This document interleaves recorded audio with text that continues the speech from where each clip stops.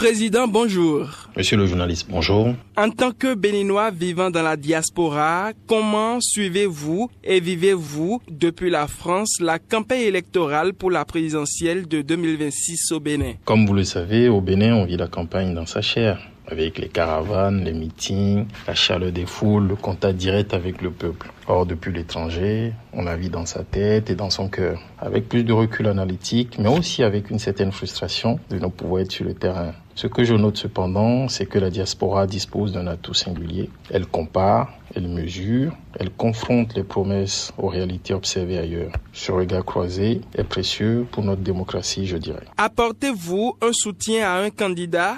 Si oui, pouvez-vous nous préciser de quel candidat il s'agit, les raisons de votre choix et les formes concrètes de votre engagement? Pour répondre à votre question, monsieur le journaliste, je dirais que le mouvement SUD, Solidarité, Union, Développement, n'a pas vocation à adouber des candidatures à la légère. Notre soutien se mérite par le programme, par la vision et par la capacité démontrée à incarner les aspirations profondes du peuple béninois. Nous soutenons Romuald Ouadani, non pas par allégeance aveugle, mais parce que son projet de société résonne avec nos trois piliers fondateurs.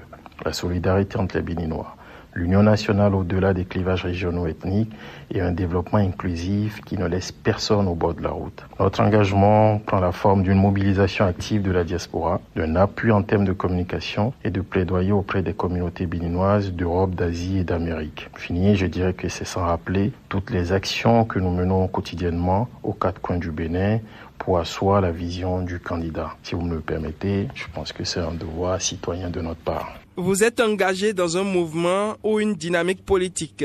Quelles sont les motivations qui ont conduit à la création ou à votre adhésion à ce mouvement? Le mouvement SUD, au Sud, selon comment chacun veut l'appeler, est né d'un constat partagé et d'une simple conviction. Le constat est que la politique béninoise souffre trop souvent d'une culture de la division, du repli ethnique et des intérêts particuliers érigés en doctrine.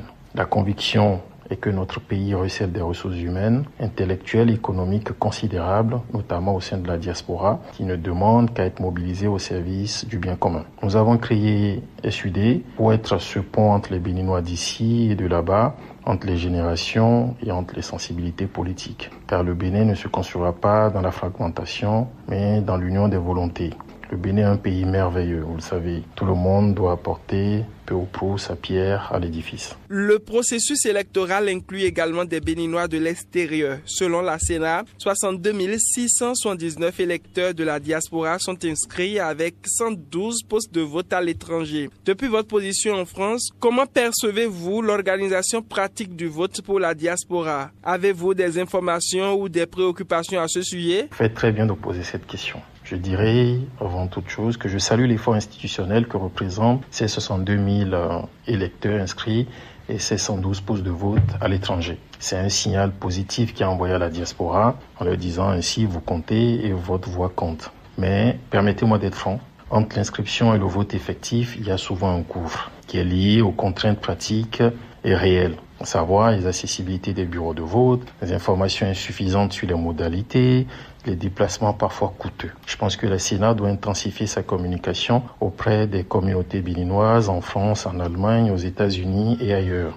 Il ne suffit pas d'ouvrir les urnes. Encore faut-il que les électeurs sachent où, quand et comment s'y rendre. Nous y travaillons activement au sein du mouvement SUD. Quel message souhaitez-vous adresser aux Béninois, notamment ceux de la diaspora, à l'approche de cette élection? Mes chers compatriotes, où que vous soyez, à Abomey-Calavi ou à Paris, à Porto-Novo ou à Montréal, vous portez le Bénin en vous. Cette élection n'est pas qu'un simple rituel démocratique, c'est un moment de choix fort. Votez avec votre conscience, votez avec votre mémoire et surtout avec votre vision de l'avenir, car c'est de cela qu'il s'agit.